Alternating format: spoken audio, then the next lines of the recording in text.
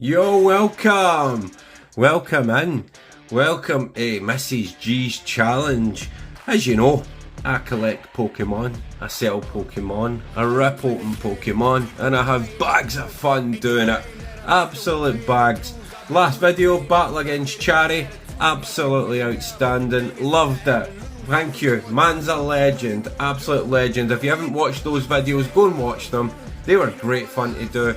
Can't wait for the rematch. Just waiting on the big man. Give me a shout. Let me know when it goes ahead. But in the meantime, Mrs. G has came up with an interesting one for me. She said to me, I want you to take £50. That's your budget, £50. And within 6 weeks, possibly 8 if you're lucky, and I need to talk to her every week to see progress, I want you to take that £50 and turn it into £500. Now, we all know that's difficult. In our world of Pokemon, that's difficult. So what's my chances? Well, if I decided to take £50 and spend it in tins and packs, that would probably be about, I don't know, 1% chance of doing it. I would have to choose well and hit big. The luck and the probability are not in my favour. So that would be a brilliant option for me because I love ripping open packs. But I would probably blow £50 and not make enough back. Even if I had to grade the hits out that £50, I would be struggling. So I had to think about it a wee bit differently. So you see in front of you, yeah, I've got a collection. And it's all 10s mostly, but there are 8s and 9s depending on what the grades come back. A lot of this is up for sale. Downside, I can't use that at this moment to go towards that budget. So I'm starting afresh. Just introducing these three. These are the three newest boys. Houndoom, which everybody knows I collect, so that stays in the collection. The Machoke, Japanese 151. That'll probably go back up for sale. But like I say, can't count, won't count against this challenge. And then Charmander. That's a wee cracker, isn't it? Look at that wee shiny Charmander. So again, another 10. Again, that'll go up for sale. I don't see me interested really in keeping those ones at this moment in time. So probably like a lot of the other ones, that they will go up for sale. But they can't count against it. So then I thought, okay, why don't you delve into your own collection? Look at cards that you were possibly looking at grading down the future, grade them and pay, what's that, $15 or my money, £12, £13. Get them graded, so that's an outlay cost of £12 to £13 right away per card, and then sell them. Now that's not a bad idea.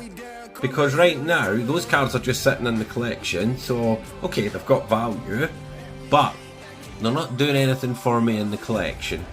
So that's the decision that I've taken. I'm going to take 4 cards. 4 cards, I'm going to look at the 4 cards that offer me the best potential for returning the initial wave. I'm going to send them away to Ace again for grading. Because they're in the UK, I get them returned very, very quickly. That will allow me to then get them on my eBay shop for selling, and fingers crossed we get a decent grade. A grade enough, 8 or above is normally enough on these cards that I'm going to look through, and that should allow me to start off, hopefully, contributing towards that £500. So, what cards did me and Mrs. G look at? Well, the first one was Sableye. And that's the promo. What's that? XY92. Now, beautiful card. Absolute stunning. Not that long in the collection. But don't think it'll get a 10. And what I really needed was that one to get a 10. Because the value from a 9 down is not really going to be worth it for me at the moment in time to grade it and then try and sell it, because I wouldn't make that much money. even if I hit the 10, I would be fine. The 9, no, I wouldn't. So that's how I've got to be careful about what cards I choose. So the next candidate that we looked at was one that actually used to hold a lot more in market value. It was from Temporal Forces, and it was Bianca's Devotion. Now, grading that is not a bad idea. It is, I think, just slightly off centre, but not enough to knock it down too badly.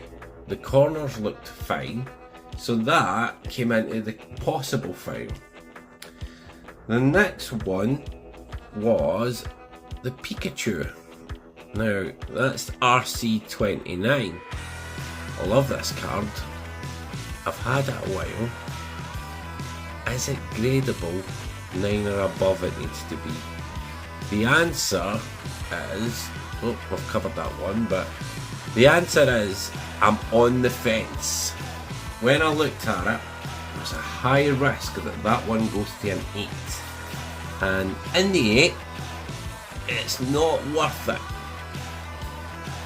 My beloved Gengar from Topps, I'll get that graded one day, but that's for me.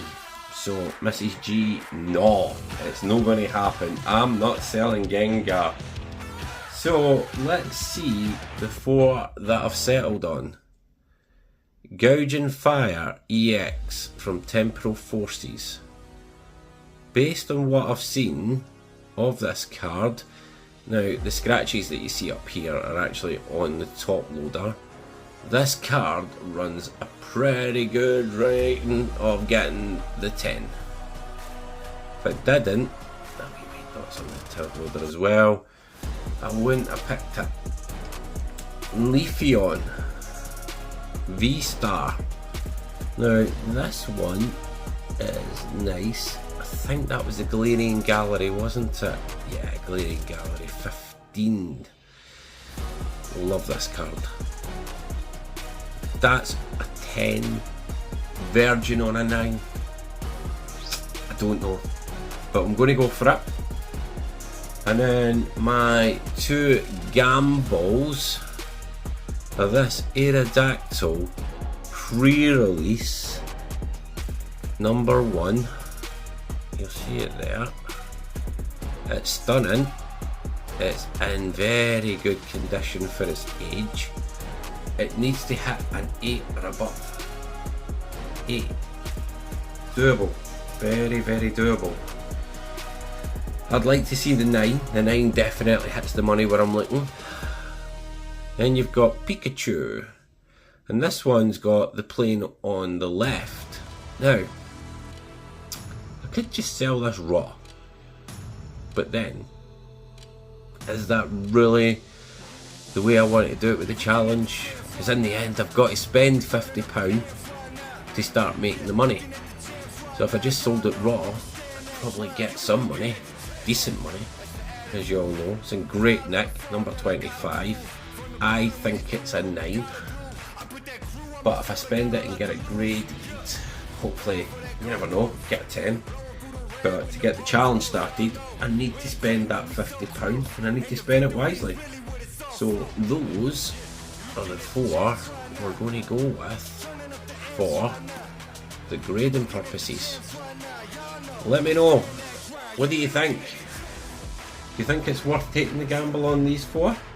I think it is.